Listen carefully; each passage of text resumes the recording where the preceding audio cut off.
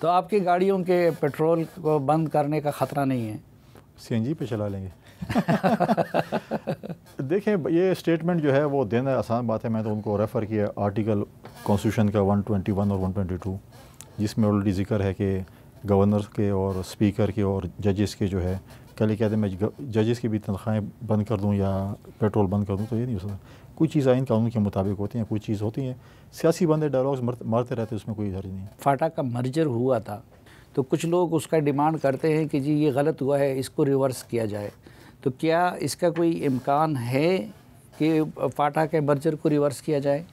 देखिए, रियासत को इसको बड़ा संजीदगी से देखना पड़ेगा। वो लोग क्यों कह रहे हैं? वो लोग इसलिए कह रहे हैं कि जो हमने रियासत ने उनके साथ वादे किए थे कि हम आपके साथ ये मर्जर के बाद आपको हम जो है ये सहूलियात देंगे या हम आपको जो इस दायरे में लगे करेंगे, अगर हमने आज तक उसके साथ वो नहीं किया और वो आवाज़ें उठ रही हैं, तो उस आवाज़ को जो है वो खामोश करने के लिए उनको अपने कन्विंस करना पड़ेगा कि हम आपके साथ ये काम करें। अगर आप कन्विंस नहीं करेंगे फिर तो वो आवाज़ें उठेंगी, नौजवान भी आवाज़ उठाएंगे, वहाँ के नोटेबल्स भी उठाएंगे, आप वो आवाज़ नहीं रोक सकते हैं। जैसे उससे पहले कि आवाज़ बहुत ऊंची हो जाए, उसको देखिए, मैंने ख़ुद भी 1-2 फाटा के डेलीगेशन से मेरी मुलाकातें हुई हैं और मैंने वहाँ से आवाज़ें सुनी हैं। लिहाजा हमें रियासत को इस चीज़ को देखना पड़ेगा कि जो चीज़ हमने की है, हम इस चीज़ को ऐसे ना हो कि सिचुएशन बहुत आगे चली जाए, उसको अभी से हमने काउंटर करना पड़ेगा।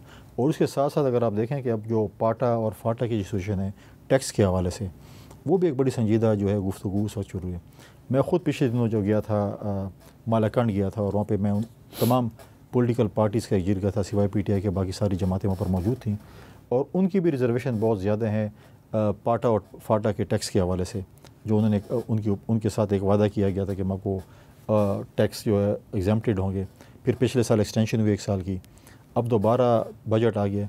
देखिए, हम इस चीज़ का जो है, जब बजट आता है तो हम इस चीज़ के ऊपर बातचीत करना शुरू कर देते हैं और जब बजट ख़त्म हो जाता है तो हम उस चैप्टर को, किताब को बंद कर देते हैं और उसका मुस्तकिल हल नहीं निकालते। जब मुस्तकिल हल नहीं निकालते तो फिर ये चीज़ें होती हैं कि आप नहीं, उसमें आपकी राय क्या है? क्योंकि फाटा और पाटा दोनों के साथ जिस तरह डिविजिबल पूल का वादा हुआ था 3% का, तो इसी तरह ये वादा हुआ था कि 10 साल तक उन पर टैक्स नहीं लगाया जाएगा। अब अगर मलाकंड में टैक्स लगाया जाता है तो आपका क्या ओपिनियन होता है इसमें? देखिए, जो रिटन एग्रीमेंट उनके साथ है, अगर उनके साथ रिटन एग्रीमेंट है कि हमने नहीं लगाना टैक्स, तो फिर आप एग्रीमेंट को फॉलो करना है। अगर आपने ब्रीच ऑफ एग्रीमेंट करेंगे तो डेफिनेटली वहाँ पर लोग उठेंगे। लेकिन उस दिन के असम्बली का अगर आप रिकॉर्ड निकालें तो सब ने बिल-इत्तेफाक ये कहा था और ये वादा किया गया था, मर्जर के साथ ये चीज़ मशरूत थी कि 10 साल तक इनसे टैक्स नहीं। अगर वो वादा किया गया तो उस वादों को फॉलो करना चाहिए, उसके ऊपर जो है वो स्टैंड लेना चाहिए। और अगर इस किस्म की ऐसे कोई चीज़ एग्रीमेंट है तो मैं फाटा के लोगों के साथ खड़ा हूँगा। आप फाटा के लोगों के साथ? अगर रियासत ने उनके साथ वादा किया है तो उस वादे को तो निभाना चाहिए।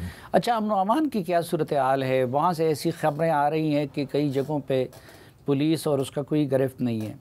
सर भाई, आपका भी सूबा है और मेरा भी सूबा है, सबका सूबा है, आपको मुझसे ज़्यादा इन्फॉर्मेशन होगी।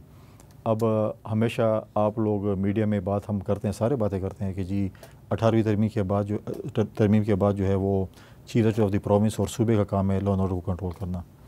इस वक्त सिचुएशन ये है कि जब सीएम, और मेरा भी ज़िला है, सीएम के ज़िले में जज अगवा हो रहा हो, लकी सीमेंट फैक्ट्री पे हमले हो रहे हैं और भत्ते लिए जा रहे हों, उसके बाद अगर आप कहें कि वहाँ पर जो है जैसे कस्टम इंटेलिजेंस के 8 अफसरान शहीद कर दिए गए हैं, साथ साथ आप देखें कि ख़ुद सीएम कहते हैं एक उसमें मीटिंग में कि मैं भी भत्ता देता हूँ। जब सीएम कहे कि मैं भत्ता देता हूँ तो फिर उसके बाद तो चीज़ें, ये चीफ मिनिस्टर ने मीटिंग में कहा है? एक मीटिंग में, और आपकी चैनल के एक एंकर हैं एजाज़ सैयद साहब ने एक वीलॉग में भी ये बात की, मैंने वो वीलॉग उसे दिया कि उसकी मीटिंग में उसने कहा कि तो चीज़ें जब इस चीज़ पे हो, लॉ एंड ऑर्डर सिचुएशन बिल्कुल ख़राब है इस वक्त। मुझे अक्सर लोग मैसेज भी करते हैं कि जब आप पेजू जो डी खान के बॉर्डर पे उधर से लेके लकी मरवत तक हम कन्वॉय बनाते हैं, सिचुएशन जो है साउथ डिस्ट्रिक्ट्स में बिल्कुल जो है मैं कहता हूँ कि ख़राब है। उसके ऊपर जो है बड़ा संजीदगी से गौर करना पड़ेगा, सूबाई हुकूमत को करना पड़ेगा। यहाँ पर हमारे फ़ौज के नौजवान, पुलिस के नौजवान शहीद हो रहे हैं। दूसरी तरफ अगर हुकूमत कहे कि नहीं, इनके साथ आप डायलॉग्स करें, जो शख्स पाकिस्तान के आइन को और कानून को नहीं मानता, आप उसके साथ कैसे डायलॉग्स करेंगे?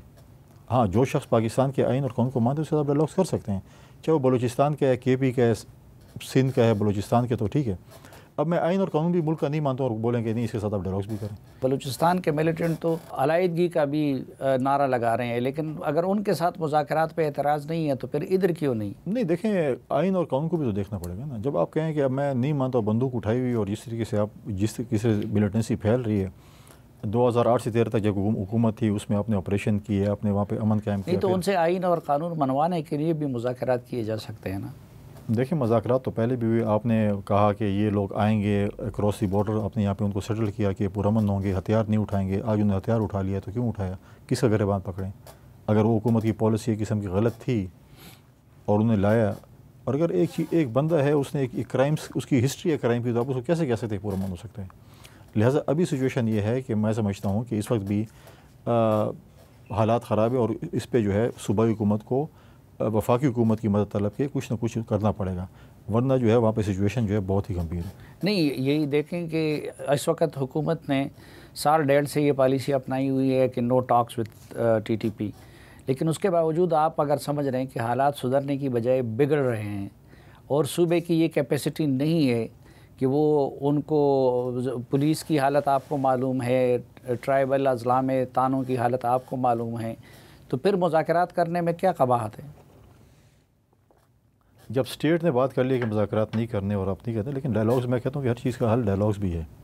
डायलॉग्स के बगैर चीज़ें हल नहीं होती हैं।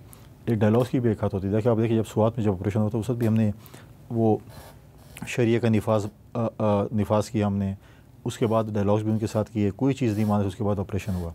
तो लिहाजा अगर डायलॉग अगर रियासत ने, मैं समझता हूँ कि अगर करने हैं तो उसमें भी जल्दी करनी चाहिए, जो एक्शन भी लेने उसको उनको जल्दी करनी चाहिए, क्योंकि सिचुएशन जो है, चाहे आप फॉर्मर फाटा की वज़ीरिस्तान की, दोनों वज़ीरिस्तान की सिचुएशन देखें, आप डी खान, टांग, लकी, बनू, इनकी सिचुएशन देखें, आप जब भी रात को देखें, शायद नेशनल मीडिया पे इतना नहीं चलता, लेकिन जो मैसेज हमें मोबाइल पे आते हैं वहाँ के लोकल उनकी तरफ से कि आज इस थाने पे हमला हो चुका है, आज इस चौकी पे हमला हो रहा है, ये चीज़ हो रही है।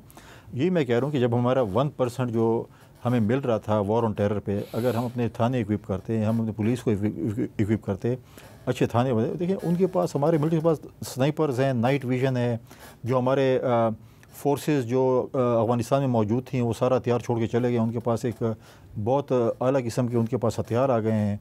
आपकी पुलिस उसका कैसे मुकाबला कर सकती है?